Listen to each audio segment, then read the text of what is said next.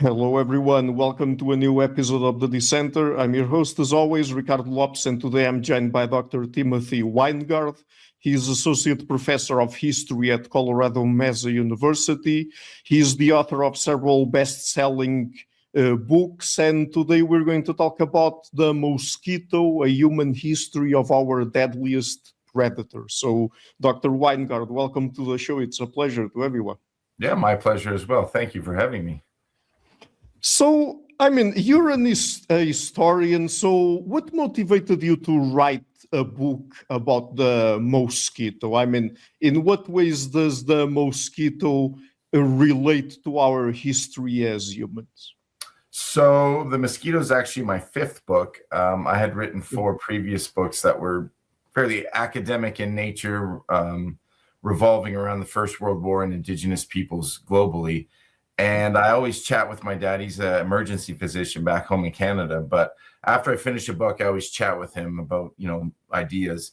And I wanted to write something that I call an airport book, which is in the airport bookstores, you only see very select books on the shelf, whether it be Guns, Germs, and Steel, Novo Yours, Sapiens. So I wanted to write a book like that. And being a medical physician, he said, you should write a book on malaria. And I jokingly said, sure, Dad, I'll just write a book on the mosquito. And he actually was like, that's a great idea. So I started researching and realized that there was a large gap in the historiography of just human civilization in general about the historical impact of mosquito-borne pathogens. Obviously, for your listeners, a mosquito untethered from a pathogen is harmless.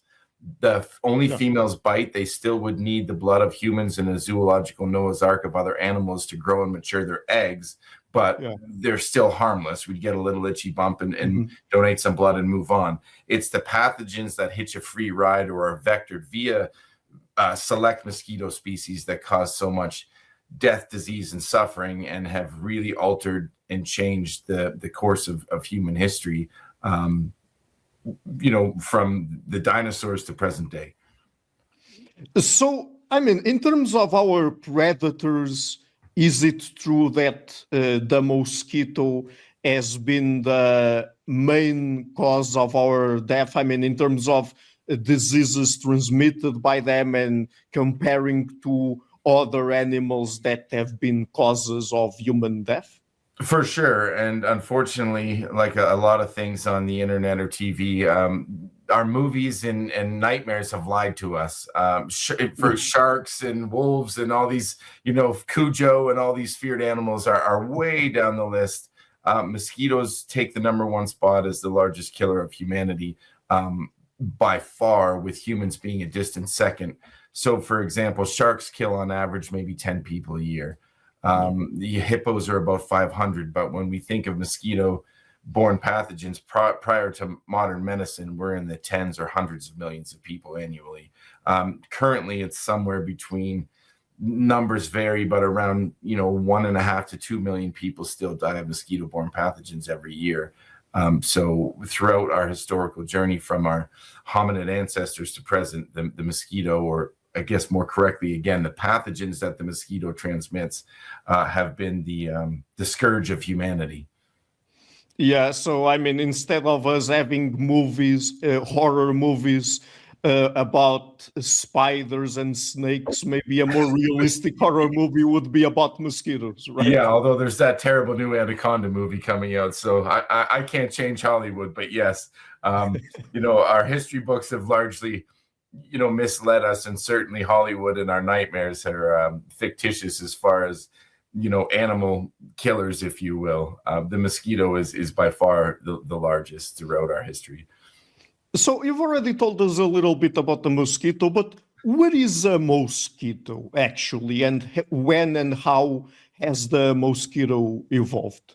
So obviously it's an insect, and the mosquito in its present form has largely existed since the late Jurassic period, so 190 million years ago, and they were vectoring or transmitting pathogens to the dinosaurs, including various bacteria, viruses, and worms as well. And we find this in coprolite and dinosaur dung And so we know this. And it's not to say that the meteor impact 65 million years ago didn't wipe out the dinosaurs. It certainly did. But a lot of dinosaur species prior to that were either extinct or endangered via insect-borne pathogens. And that includes pathogens vectored by the mosquito, sandfly, and other insects. So the mosquito was shaping, I guess, human history long before we or our ancestors were on the planet. And it actually allowed, when we see the extinction of the dinosaurs 65.5 million years ago, what comes around is the age of mammals and insects, actually. Insects and mammals both thrive in coming out of this kind of nuclear winter, and then we give birth to our hominid ancestors and eventually Homo sapiens. So the mosquito was shaping, I guess, our world before we even were an evolutionary line or thought on this planet. But I mean, how exactly do mosquitoes transmit diseases to humans? I mean, they bite us, they get a little bit of blood from us. Is it then that if they carry these pathogens, they get into our bloodstream? Is that it? Yep. So again, only females bite. They're simply being good mothers. They need blood to grow and mature their eggs.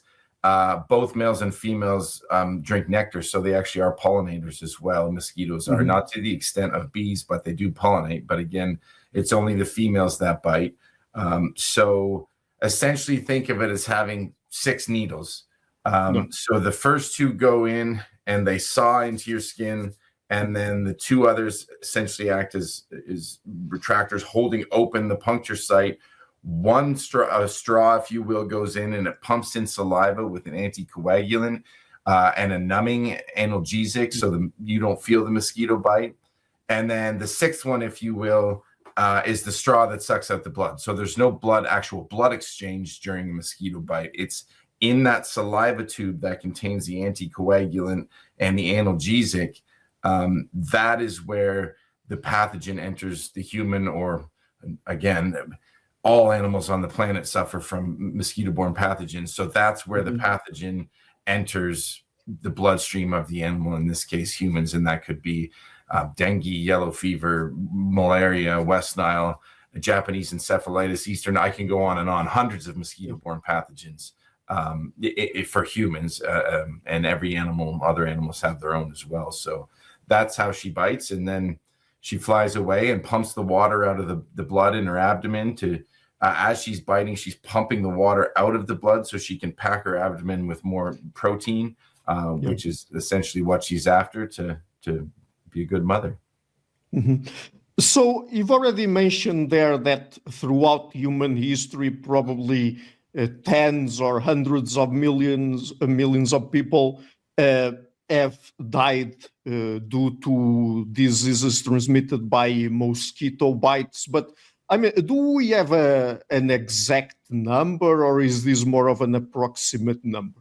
No, they're all estimates, and some estimates are as high as half of all humanity in the history of our species has died of a mosquito-borne pathogen. Now, this estimate was done by a man named Barak Blumberg, who is a polymath Nobel Prize winner in genetics, mathematics, and medicine. And so this was his estimate in the 80s, in using various, I guess, models of that, upwards of half of all human beings have perished from mosquito-borne pathogens in our existence. Even if that is, I guess, a high estimate, it doesn't take away from the fact that when we look at the historical record and we look at the events through our human history that were influenced or shaped or largely decided by mosquito-borne pathogens, you can't take away the impact that this animal has had on the trajectory of human history. And if we remove them, there's not many things in a singular focus you can say this about, where if we remove the mosquito from, I guess, our historical journey, the modern world order would look completely different. We would might as well live on a planet in a galaxy far, far away. And there's very few things you can say with a singular, I guess, singular influence, because most historical events are a web of different cascading influences and agendas. But I can safely say that about the mosquito. I can say that about the horse. I can say that about a very few things, in the mosquito being one. Mhm. So, where exactly do mosquitoes exist and tend to develop? Because we tend to associate them, mosquito-borne diseases with Africa mostly, but now with climate change and global warming, people are worried that mosquitoes might migrate to other places and take their diseases with them. So, where exactly do they tend to thrive? Well, they exist everywhere, all over the planet, which is why they have such a big impact, is because there's really not a person in the history of the world who hasn't had a run-in with a mosquito of some kind, whether it's trying to sleep and buzzing in your ear, whether it's unfortunately maybe contracting one of these pathogens. They exist everywhere save for a handful of, Pacific islands and Iceland, although I just read an article recently that they think there may be mosquitoes in Iceland now, but Iceland has been mosquito-free, and Antarctica as well. But other than that, the planet is crawling with mosquitoes. And I mean, some of the largest mosquito populations in the world are in Arctic Canada. So depending on the mosquito species, and there was malaria outbreaks in Archangel at the port in northern Russia. So again, it depends on there's about 3,700 species of mosquitoes on the planet, and only a couple hundred are capable of vectoring pathogens, and most don't do it very well at all. So there's a handful of mosquitoes, the Anopheles mosquito, which is the malaria vector, and Aedes aegypti mosquito, which is enemy number one for yellow fever, dengue, West Nile, Zika, the viral class of mosquito-borne pathogens. And that mosquito is an African mosquito.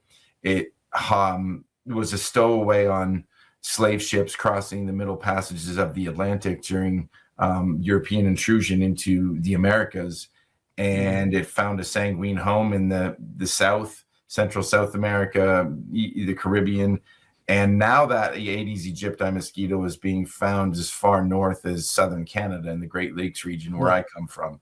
So again, if you have the right mosquito species and you introduce that pathogen, what you're going to have is cyclical contagion of that pathogen.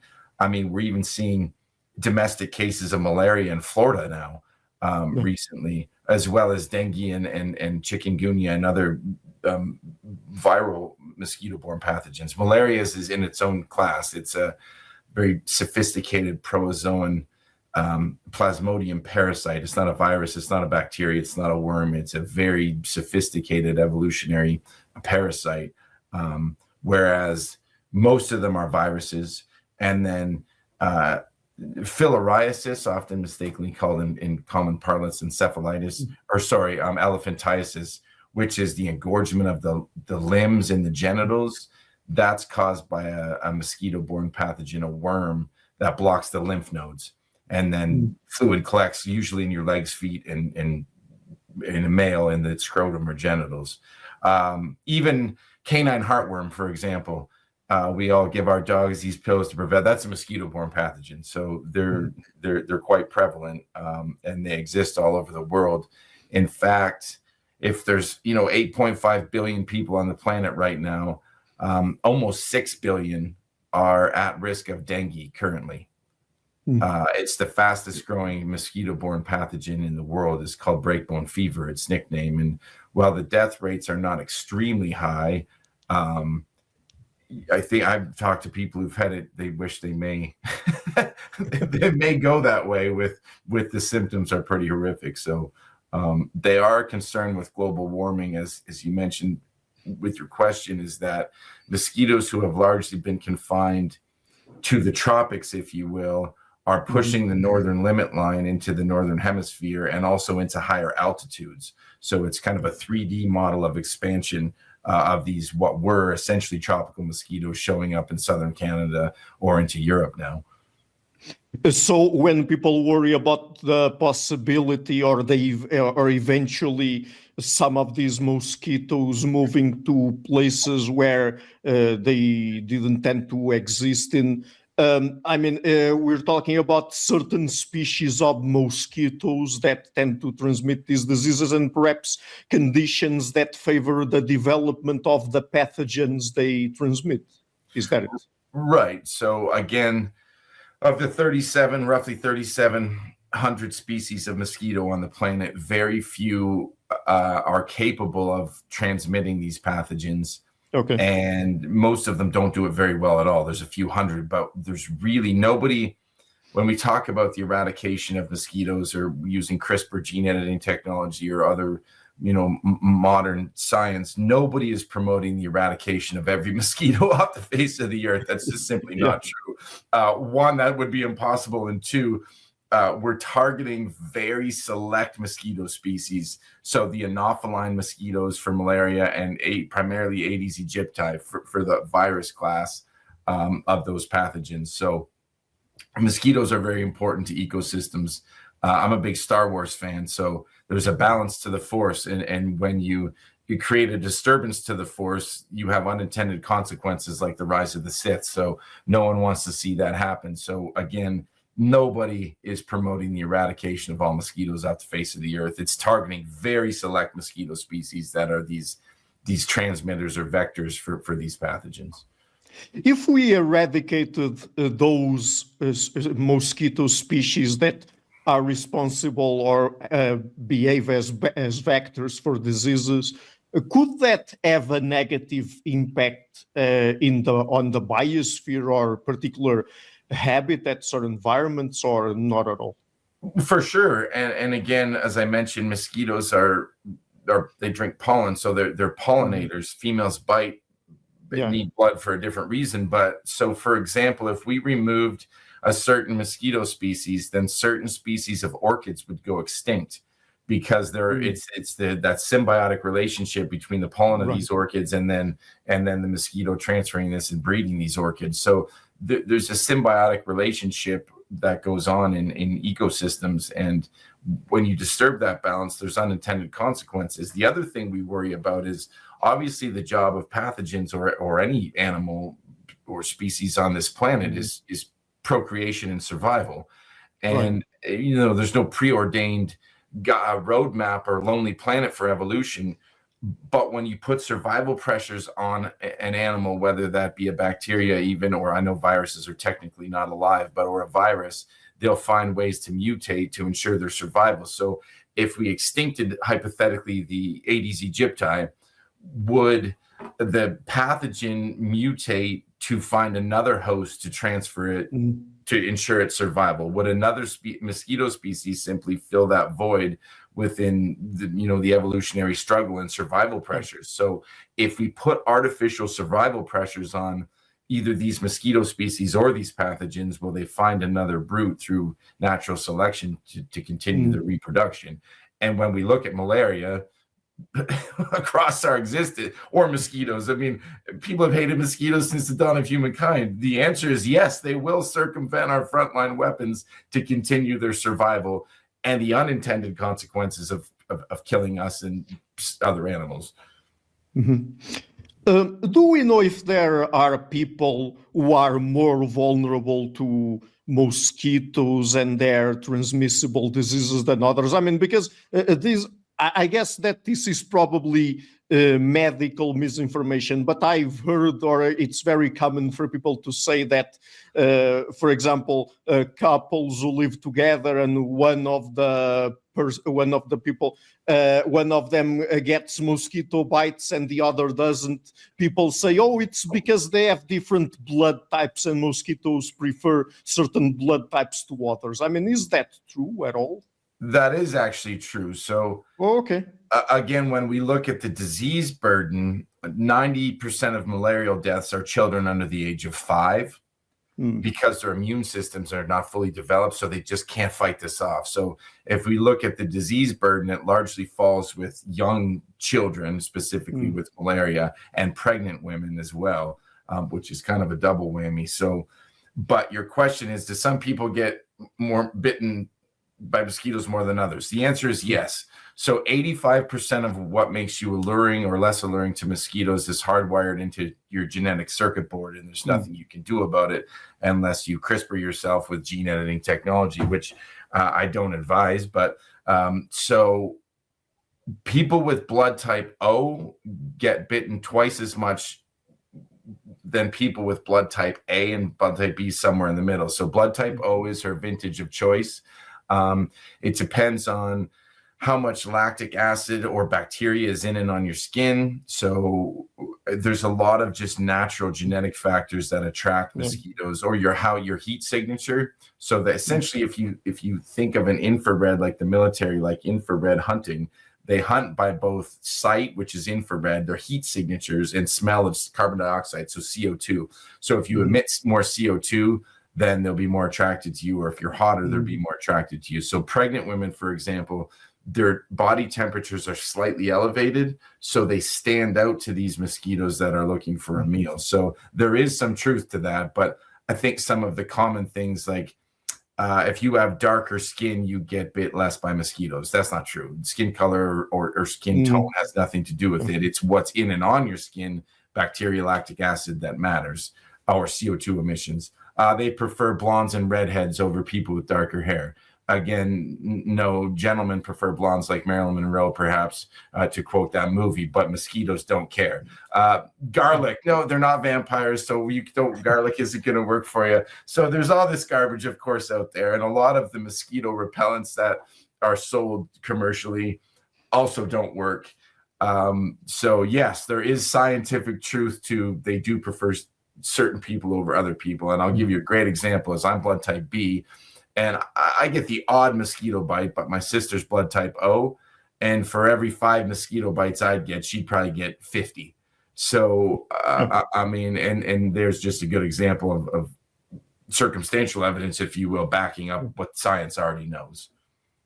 So you mentioned a thing there that I found very interesting. So in terms of even metabolism, perhaps people who have just, for some reason, a higher basal temperature would also be targeted more by mosquitoes than people who have a lower basal temperature. Correct. Yeah. So that's one, again, it's a combination of factors. It's not but that is certainly one of the factors, is body temperature. So again, pregnant women, slightly raised.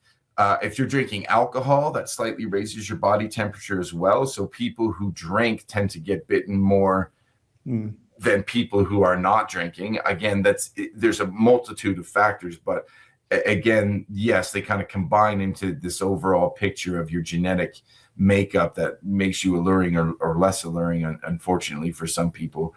And I mean, science does back up all these I guess, genetic claims, and the other ones are just fictitious and urban legends. I mean, obviously, a lot of these diseases, whether it's malaria or yellow fever, their birthplace and origin is in Africa, and so to say, like, foolishly, that people with darker skin don't get bitten as much, it just doesn't make any sense. So I want to ask you about the different historic periods and societies and empires that you go through in the book. But just before that, one more general question. So do we have, or do we know how much of an economic impact the mosquito has had throughout history and still has today? There's no, I mean, in more recent times, we can kind of put numbers on it, but when we look historically at the difference in economies between the Southern Hemisphere and the Northern Hemisphere, we see, again, there's a lot of factors that go into this, and I wouldn't be so historically reckless to say, well, it's just the malarial burden in the Southern Hemisphere that caused them to be poor countries in the North richer. There's a lot of factors, obviously mineral resources and settlement patterns and everything else. However, one of the factors historically in the progression of global economies is that in the North, you did have malaria, but it was very seasonal and it came as an epidemic and it was short-lived. Whereas in the Southern Hemisphere, you have endemic malaria. It's constantly there. So think of your workforce being constantly having to, in modern terms, calling in sick. Well, if you own a Campbell soup factory and half of your workforce is continuously calling in sick and can't show up for work, how can your economy function? So one of the reasons, again, in a kind of cascading events, but certainly one of the reasons why we see the Northern Hemisphere in lead productivity compared to the Southern Hemisphere in relative terms, one of the factors is certainly the malarial burden that is just crushing the southern hemisphere and continues to do so. And malaria being the big one, but obviously others. And I said dengue has the death rates are less, but again, you're extremely sick for 2 to 3 weeks and not able to work if you contract dengue. So it's one of the factors that shaped global economies throughout our history in recent times as well. Yeah, of course, it's not just a single factor that plays a role in how much the economy of a particular country develops. Of course, we also have certainly to take into account political, geopolitical, and other kinds of geographic factors, but the mosquito certainly is one of them, or at least makes a difference. Right? For sure. As I mentioned earlier, and as you just correctly said, most things are, say most, not all, most things are a combination of numerous factors, including settlement patterns, politics, resources. I mean, if you have resources, you're going to be a wealthy country, whether that be timber, whether that be water, fish, gold, uranium, oil. Look at some of these northern countries like Russia or Canada, or they have or the United States, they have all these massive amounts of resources and massive amounts of territory as well. These are huge countries.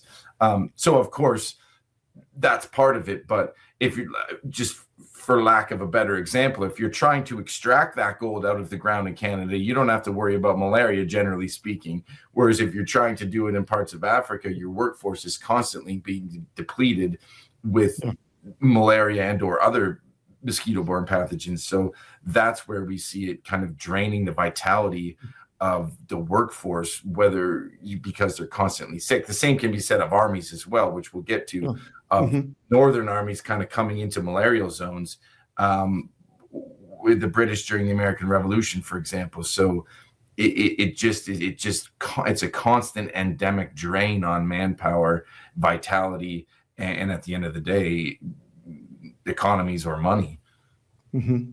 So let's go through history a little bit here then. How did the mosquito impact ancient Greece? So we see, again, looking malaria specifically and yellow fever, which are the two biggest killers, the symptoms are very telltale. So when we go back and look at some primary sources coming out of ancient Greece or certainly Rome, we can see the telltale signs of malarial fevers, and then later in history, yellow fever, called vomito negro in Spanish, which means the black vomit. Its symptoms are unmistakable. So, and the progression of fevers with malarial fevers, now there's 5 human malarias. Falciparum is the most deadly and vivax is the most common. But so we see in ancient Greece, specifically, if we look at Alexander in India, we talk about this great kind of coup with his soldiers saying, I'm not this mutiny. It's a half-truth. By the time Alexander defeats King Porus in India, he marches through India during the monsoon or the rainy season. And his troops have been continuously fighting. And on top of that, they are contracting malaria. The Indus River Valley system has been a hotbed of malaria forever. So his troops are sick, they're tired. And Alexander also knows that his enemies are increasingly more powerful. And the Nanda Empire, his next kind of target, he's, I'm not sure if I want to win this one. And as an egomaniac, he listens to his generals who are saying, hey, your troops are tired. They don't want to fight anymore. They want to go home. And he also knows he can't win.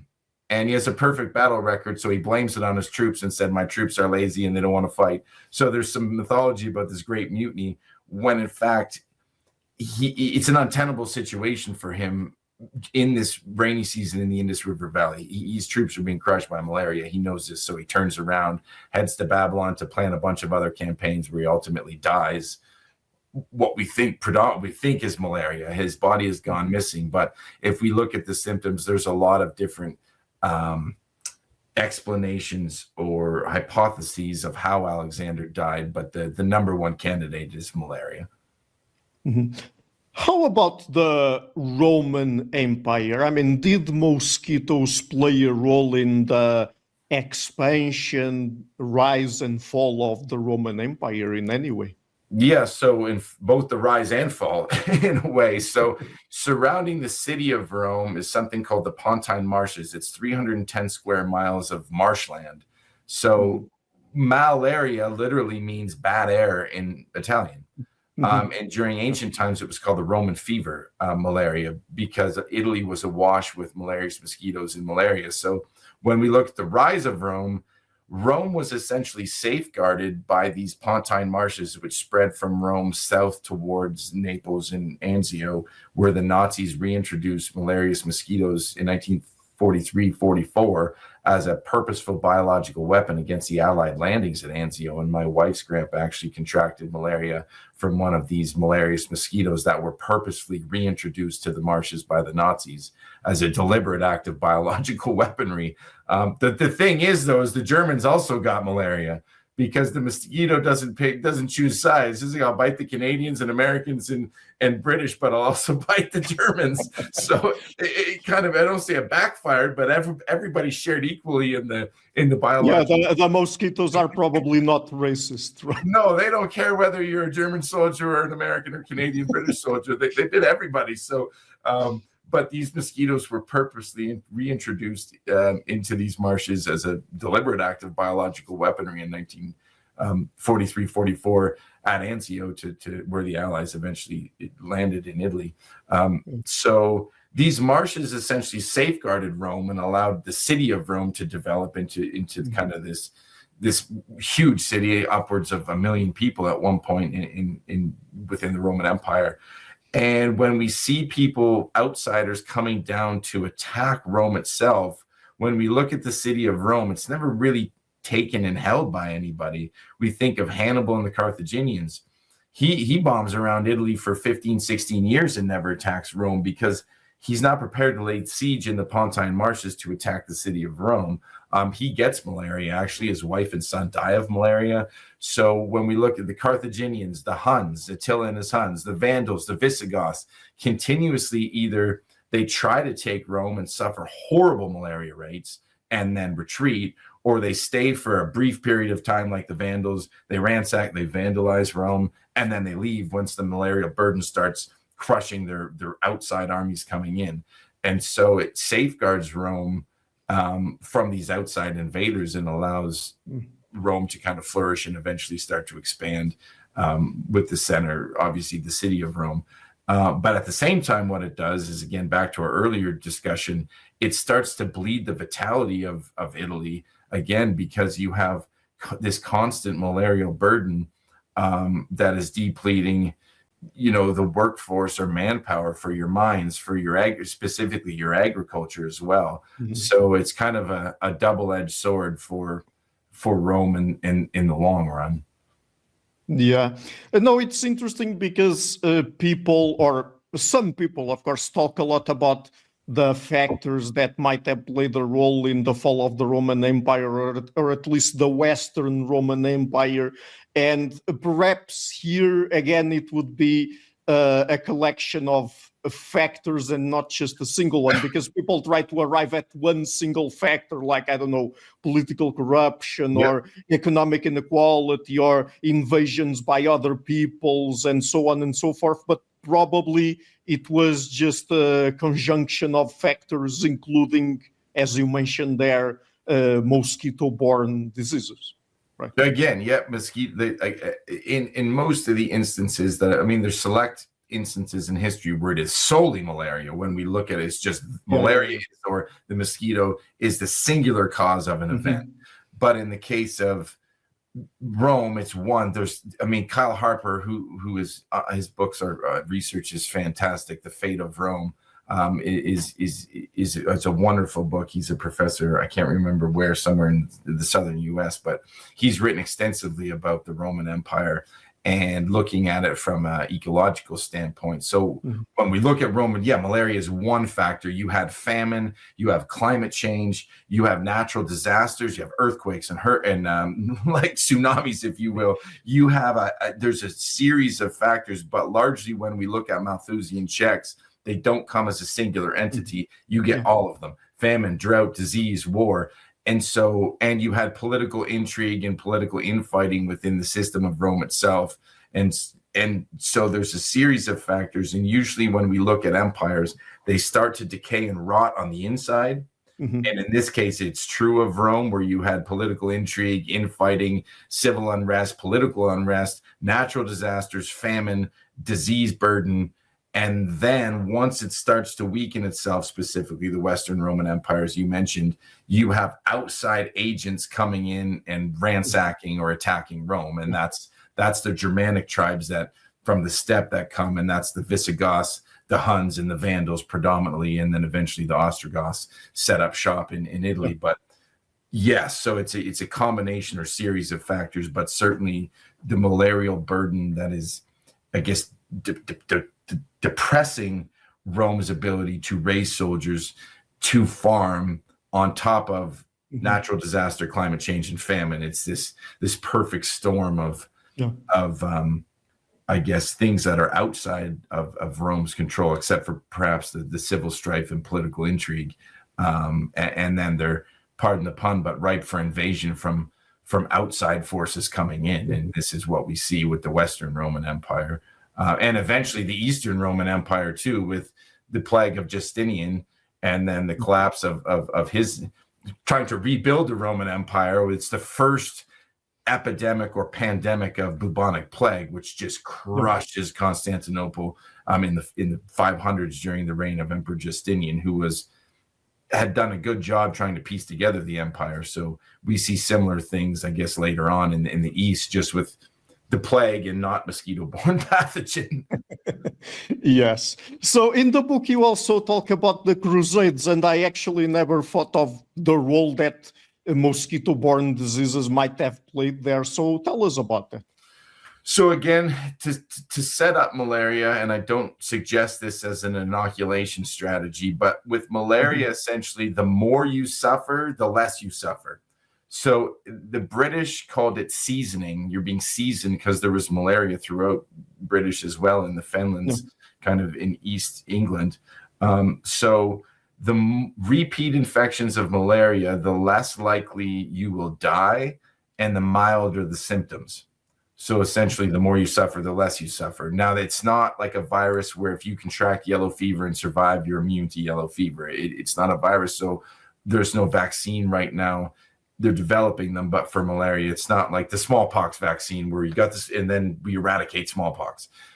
So what happens is, in places like the upper Euphrates, where you have these endemic malarial zones, and they're all over the world at this time, including the Fenlands in England, including the southern colonies in the United States. So with the Crusades, one of these malarial zones is kind of the northern Levant as the Euphrates River comes up. So what happens is, specifically during the Second Crusade, is you have Europeans coming down into these malarial zones that are not seasoned to malaria. So while local people still got malaria, they weren't affected as much. And we see this time and time again, whether it's Cornwallis's army at Yorktown during the American Revolution, because they came from northern England away from the malarial zones. They're shoved into the Carolinas during the Revolution, which is awash with malaria. And it's this difference of seasoning between the American troops and the British troops. And so the British troops are just crushed by malaria. So it's that what we see during the Crusades, as well as these European armies coming from malarial-free zones into malarial zones and getting sapped by malaria, where the local peoples are seasoned to their own malaria. And we see this in different episodes historically throughout the kind of chronological journey of how the mosquito influenced humanity. Yeah. Let us talk also a little bit about the Mongol Empire. And of course, the Mongol Empire at its largest was just huge. It went from Eastern Asia up to all the way to Eastern Europe. So, I mean, it was a huge swath of land. I mean, probably the only empires that were bigger than the Mongol Empire in history were the... Just one. Oh, it was just one. What, the English Empire? The British Empire. Oh, the British Empire. Oh, I thought that the Spanish Empire was also bigger. No, I have a chart actually that a video I show in one of my classes. Okay. The Mongol Empire is the largest contiguous land empire in the world because it was contiguous across the Eurasian steppe. But it's the second biggest empire in the world. At least from the knowledge that I have. But I mean, maybe it's third to the Spanish, but I have it ranked second to the British Empire. Obviously, it's not contiguous, but it's the largest empire in history. So of course, it was so huge. Was it also affected by mosquitoes in some way? In a few ways. So again, the Mongols come from the steppe, the grasslands of Mongolia, which is not awash with mosquito-borne pathogens. So we always wondered why, when they first attack Europe and they're into Eastern Europe, they're into the Hungarian plains and the Balkans and even into parts of Austria, why they just quickly vacate Europe and turn around and come back from where they came. Go back from where they came. So one of the reasons is actually the crux of the Mongol Empire or army is obviously its horses and its bows. So they're proficient with their bow, which is made differently than European bows. It has more pounds per pressure. It can shoot further. Nobody can withstand the Mongol, I guess, mounted cavalry with their bows. No. So the crux of their military prowess is their horses and their bows. So when they get to the Eurasian steppe goes from the Pacific in Mongolia, China, all the way to Hungary. That's the western portion of the Eurasian steppe, which is the longest contiguous grasslands in the world. So during that time period in the 1200s, when the Mongols attack Europe, there is abnormally heavy rainfall during those couple years in those springs and summers. So the Hungarian plains turn into a morass.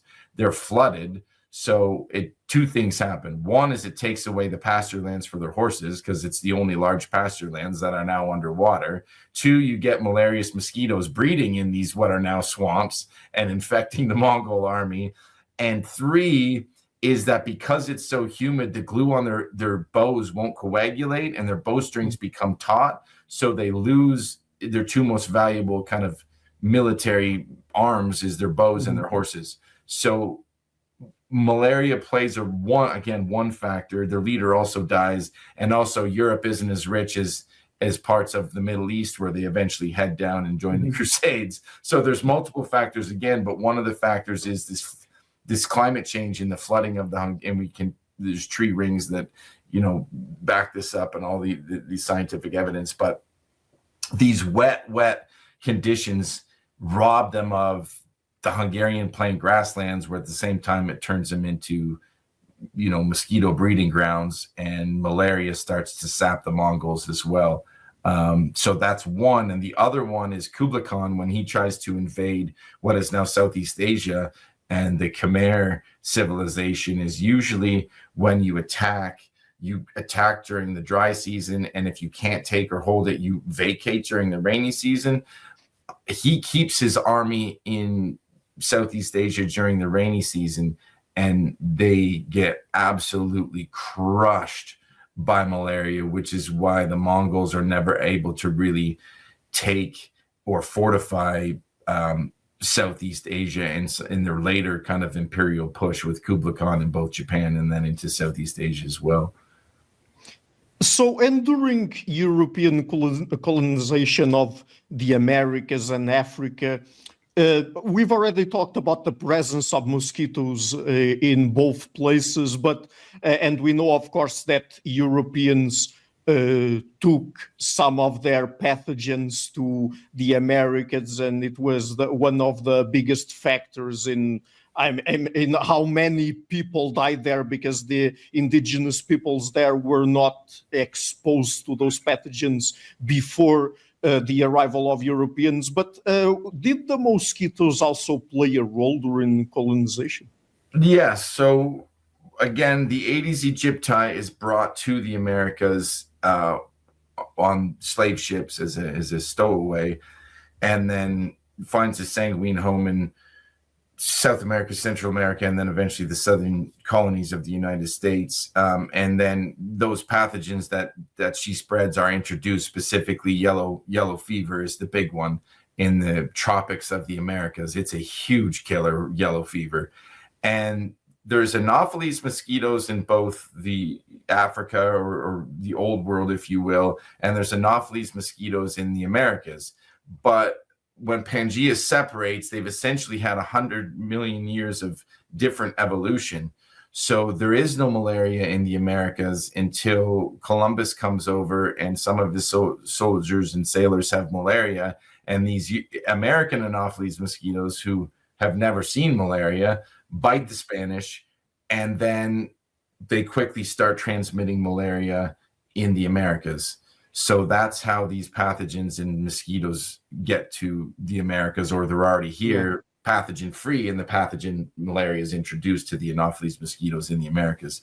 And yeah, indigenous people, upwards of 95 million indigenous people die of European disease. That's about 95%. There's arguably 100 million indigenous peoples across the Western Hemisphere when Columbus is 8,000 miles lost and arrives to the Americas.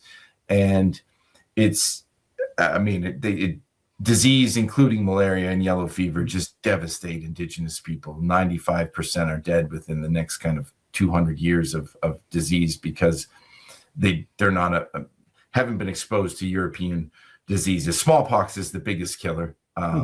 But even things like whooping cough or pertussis, like there's so many, and it's largely because of differentiation of economies between Europe and what happens in the Americas, and farming and not domesticating animals, because most of our diseases come, they're spillover, they're zoonotic diseases, they're spillovers from other animals. So by not domesticating animals on a large scale in the Americas, they don't have these diseases, where Europeans domesticate these animals anywhere from across the Eurasian steppe, 8,000 to 6,000 BCE. When we look at goats, sheep, chickens, cattle, pigs, and horses are a little bit later, 3,500 BCE. So these spillover diseases come to the Europeans, but they're still dying, but not to that extent. They have some immunity to them by that time. Whereas indigenous peoples, it's a pretty horrific piece of poisonous history, if you will. Yeah, for sure. So we've already talked a little bit about, or touched on, the British Empire. So were mosquitoes also a factor in the creation of Great Britain? Yeah, so why European countries want colonies is something called mercantilism. Essentially, they rape the raw resources from these colonies, they ship it back to the mother country in Europe, they turn it into usable goods, and then sell these usable goods back to their colonists at an inflated price.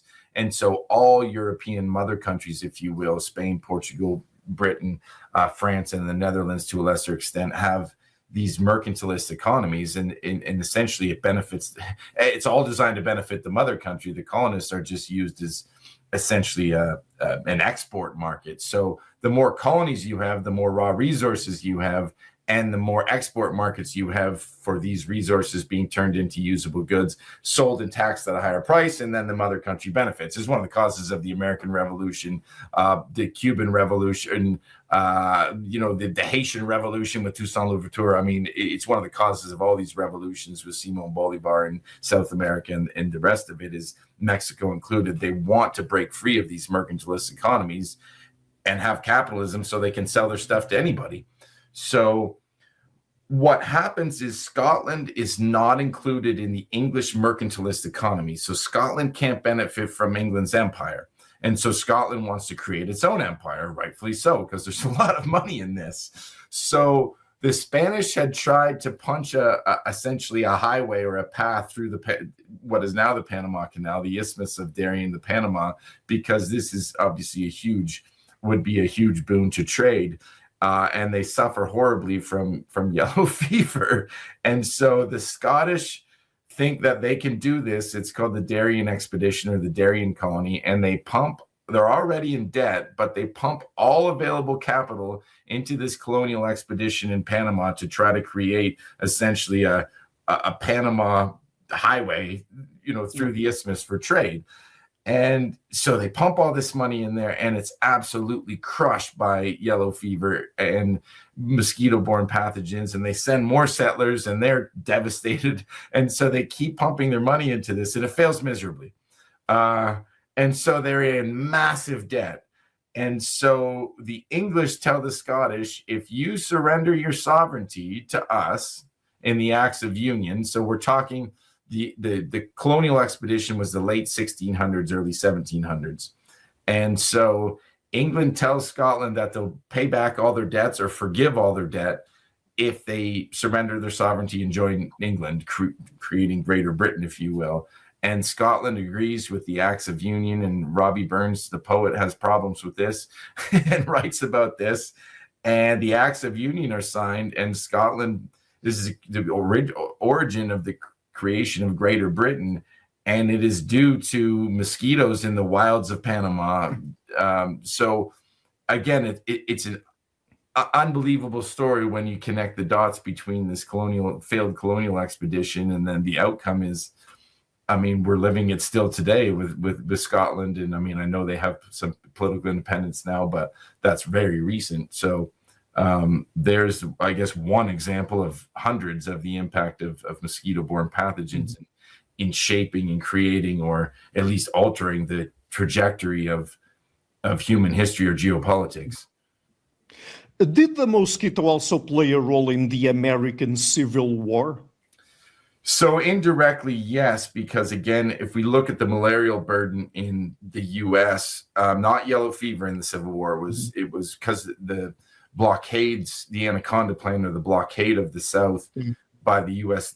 Navy, largely kept the U.S. free of these yellow fever epidemics that would come up from the Caribbean. So it was the endemic malaria that's already in the South and along the Mississippi River watershed and the southern colonies. So it prolongs the war, essentially, because when we look at the Peninsula Campaign by General McClellan, he himself gets malaria and delays the advance of Union soldiers towards Richmond, which gives the Confederates and General Lee, who's now in command by that time, even more time to reinforce their defenses around the hills of Richmond. Because when McClellan, he gets malaria actually at Yorktown, back to where the British are crushed by malaria during the Revolution. And so it creates a bit of a snafu during the Peninsula Campaign. He tries to attack Richmond. He's defeated and pushed back. The Confederates counterattack and essentially drive the Union back out. And so the Union war planners, even before the war, are fearful of what they call the Memphis line. So anything south of this Memphis line, they're very fearful of sending their troops because of malaria.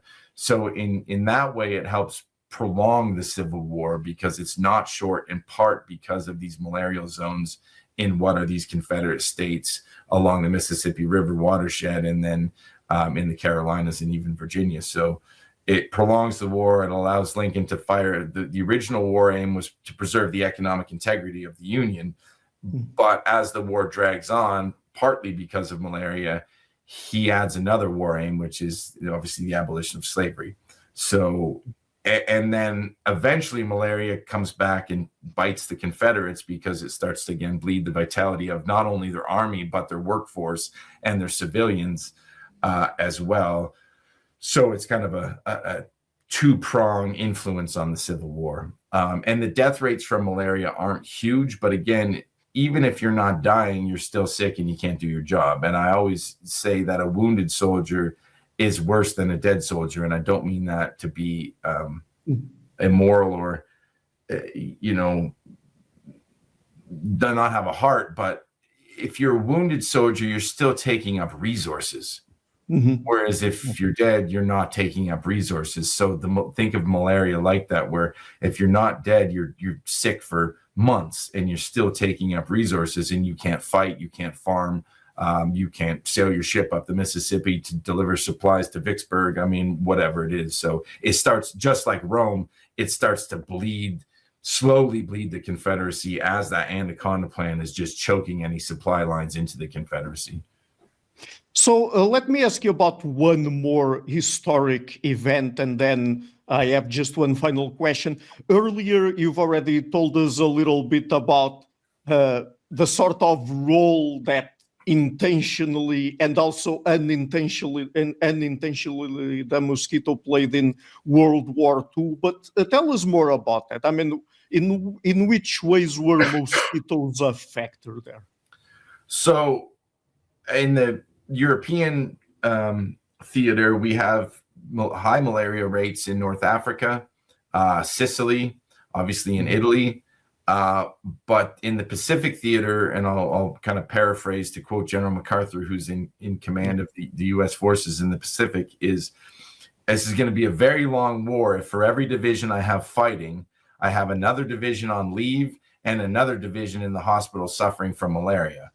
And so he tells essentially the general staff of the U.S. military and the politicians that be at that time in the War Department that we need to have a solution to malaria because it's, again, depleting the vitality of my army and it's depleting the punching power. So the U.S. creates something called the Malaria Project, which is given equal scope of secrecy to the Manhattan Project, to developing nuclear weapons.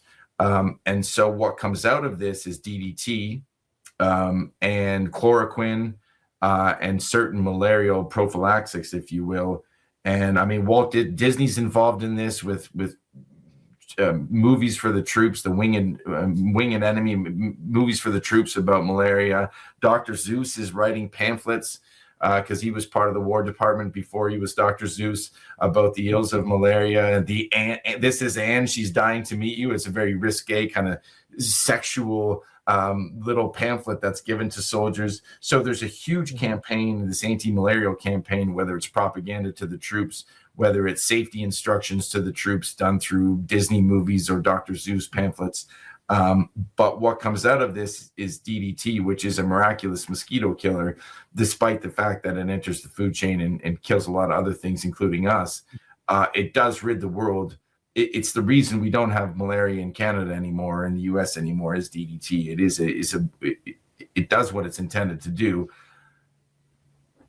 It also has huge ramifications on other animals, and including us with cancers. But so I'm not promoting the use of DDT, but so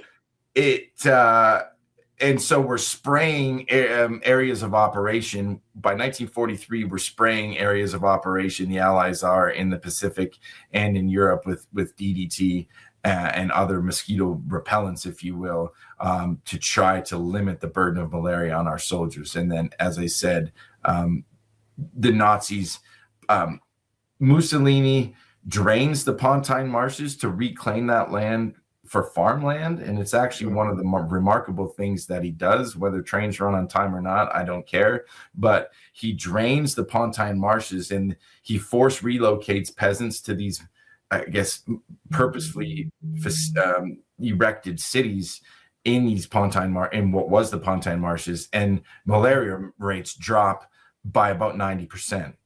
And so the Germans reflood the Pontine marshes and then add the mosquitoes specifically as a biological weapon during the Anzio landings in 43. Right. So one last question then, and we've already ended up touching on it a little bit earlier, but and particularly also when I mentioned that now with increasing global warming, probably mosquitoes are going to become more of a factor, more of a problem in more societies and countries across the globe. But what is the impact of the mosquito in contemporary society?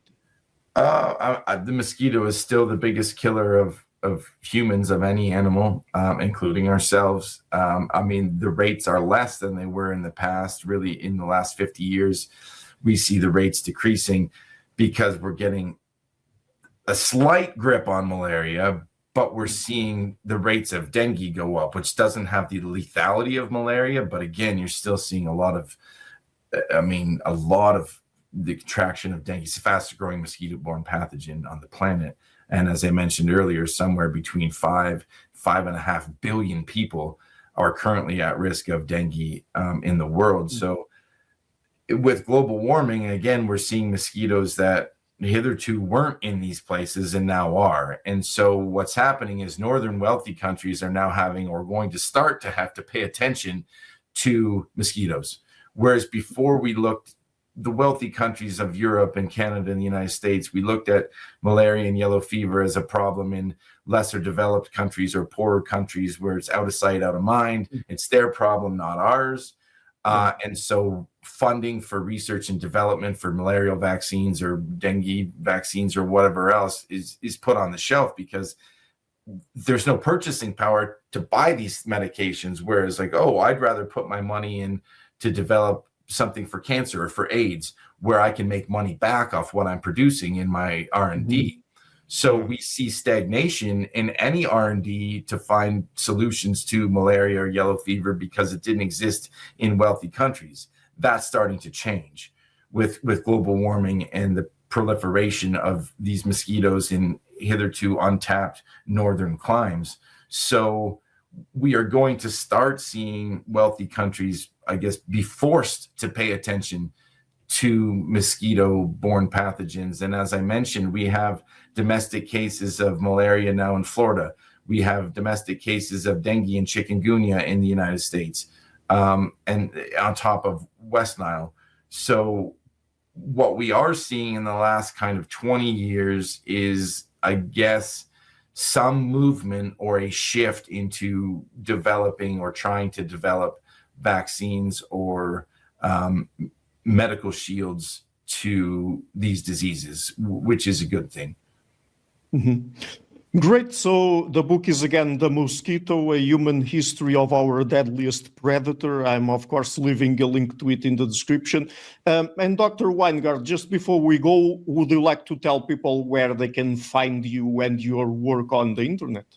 I am not on the internet. I have no social media. I never have, and I never will. And shockingly, I've survived just fine. So I come from a very small town in Canada, and I like my privacy. I love my job at the university. I love coaching my hockey team. I love my family, but I like to pardon the pun, I like to fly under the radar, just like the mosquito. So I have no social media. Obviously, I've done tons of interviews that are all over the internet, but I like my privacy. No, that's completely fair. So thank you so much again for taking the time to come on the show. It's been a fascinating conversation. You're very welcome. Thank you for having me. Hi guys, thank you for watching this interview until the end. If you liked it, please share it, leave a like and hit the subscription button. This show is brought to you by Enlights, Learning and Development Done Differently. Check their website at enlights.com, and also please consider supporting the show on Patreon or PayPal. I would also like to give a huge thank you to my main patrons and PayPal supporters: Per Erga Larsen, Jerry Mullerens, Frederick Sunda, Bernardo Seixas, Olaf Alex, Adam Kessel, Matthew Whittingford, Arno Wolf, Tim Hollis, Eric Alenia, John Connors, Philip Forrest Connolly, Dan Demetri, Robert Windegar, Rui Inácio, Zup, Marco Neves, Colin Holbrook, Phil Kavanagh, Michael Stormir, Samuel André, Francis Fort, Tiago Nunes, Fergal Cossen, Hal Herzog, Nuno Machado, Jonathan Librant, João Linhares, Stantantia, Samuel Correia, Eric Hines, Mark Smith, João Eira, Tom Hummel, Sardas France, David Sloan Wilson, Yacila Dez Araújo, Romain Roach, Diego Londonho Correia, Yannick Punter, Dana Rusmani, Charlotte Bliss, Nicole Barbaro, Adam Hunt, Pavlo Stasevski, Nelek Bach, Guy Madison, Gary G. Alman, Sam Afzal, Adrian Yeager, Paul Tolentino, João Barbosa, Julian Price, Edward Hall, Edin Bronner, Douglas Fry, Franca Bortolotti, Gabriel Ponce Cortez, Ursula Litsky, Scott, Zachary Fish, Tim Duffy, Sonny Smith, John Wiseman, Daniel Friedman, William Buckner, Paul George Arnaud, Luke Loaki, Georgios Theophanes, Chris Williamson, Peter Wolozin, David Williams, Diogo Costa, Anton Erickson, Charles Murray, Alex Shaw, Maury Martinez, Coralie Chevalier, Bangalore Atheists, Larry Dealey Jr., Old Erringbon, Sterry, Michael Bailey, Dan Sperber, Robert Grassi, Zigor N, Jeff McMahon, Jake Zool, Barnabas Radix, Mark Campbell, Thomas Dovner, Luke Nissen, Chris Story, Kimberly Johnson, Benjamin Galbert, Jessica Nowicki, Linda Brandon, Nicholas Carlson, Ismail Benzliman, George Coriatis, Valentin Steinman, Per Crowley, Kate Van Goller, Alexander Hubbard, Liam Dunaway, BR, Masood Ali Mohammadi, Perpendicular, Jonas Hertner, Ursula Goodenough, Gregory Hastings, David Pinsoff, Sean Nelson, Mike Lavigne, and Jos Necht. A special thanks to my producers, Isar Webb, Jim Frank, Lucas Stafiniak, Tom Vanagdam, Bernard Ugnik, Curtis Dixon, Benedict Mueller, Thomas Trumbull, Catherine and Patrick Tobin, Giancarlo Montenegro, Alnick Ortiz, and Nick Golden, and to my executive producers, Matthew Lavender, Sergio Quadriano, Bogdan Kanivets, and Rosie. Thank you for all.